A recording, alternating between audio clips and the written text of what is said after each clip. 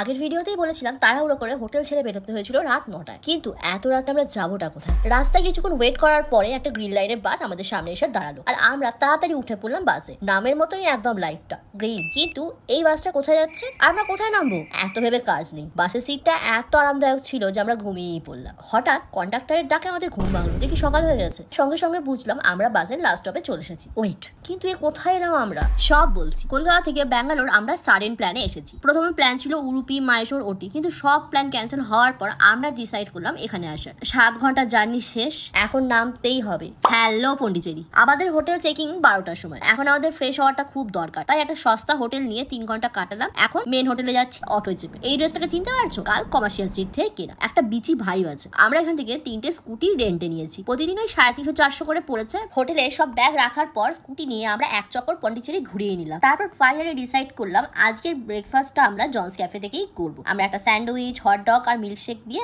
আমাদের দিনটাকে স্টার্ট করলাম। এরপর ম্যাপে আমরা অরবিন্দ আশ্রম মারলাম, কিন্তু পৌঁছালাম অরবিন্দ ভবনে গিয়ে। পাশেই ছিল মহাত্মা গান্ধী স্ট্যাচু, পুরনো লাইট হাউস, কিন্তু রোদের যা তেজ, এখানে দাঁড়ালেই ব্যবসা হয়ে উঠে যাবো। আসার পথে দেখছিলাম এখানে লোকাল কোনো ঠাকুরের পুজো হচ্ছে, যেখানে অনেকটা লাইন পড়েছে। কিছুক্ষণ দাঁড়িয়ে দেখার পর ভাইয়ের মনে হলো একটু বিচের দিকে যাবে। বিচগুলোর পাশে বোল্ডার দেওয়া বলে সব বিচ এখানে নামা যায় না। গুগল করে দেখলাম এখানে একটা সুইমিং বিচ আছে, যেটা আমাদের থেকে 4 কিলোমিটার দূরে। এখন আমরা ওইদিকেই যাচ্ছি। এসে দেখলাম পুরো এনার্জিটাই ওয়েস্ট। বিচটা ছোট, নোংরা, তার সাথে অসম্ভব গরম। সেই জন্য হতাশ হয়ে আমরা আবার হোটেলেই ফিরে যাচ্ছি। শেষমেশ আমরা পেলাম একটা ভালো বিচের খোঁজ, যেটা আমাদের হোটেল থেকে প্রায় 13 কিলোমিটার দূরে। তাই ড্রেস চেঞ্জ করে বেরিয়ে পড়লাম। প্রথমে আমরা পৌঁছালাম ইডেন বিচে। গরম থেকে বাঁচতে এখানে বড় বড় দুটো ক্যাপও কিনে নিলাম। পাশেই ছিল একটা বড় লেক, যেখানে বোটিং হয়। আমরা এসব কিছুতে ইন্টারেস্ট ছিলাম না, সে কারণে একটু ঘোরাঘুরি করে চলে গেলাম আমাদের পরের লোকেশন প্যারাডাইস বিচ। এখানে ঢোকার জন্য এন্ট্রি ফি দিতে হয়েছিল সবাইকে 70 রুপিস পার পার্সন। এই বিচটা অনেকটা কলকাতার ওয়াটার পার্কের মতো। যেরকম ফ্রেশ হওয়ার জায়গা রয়েছে, তার সাথে রিফ্রেশমেন্টেরও অনেক অপশন রয়েছে। সামনে রয়েছে অনেকগুলো বসার জায়গা, পেড আর নন পেড দুটোই। আর সব থেকে ইন্টারেস্টিং জিনিস, এখানে প্যারাগ্লাইডিং এর সাথে সাথে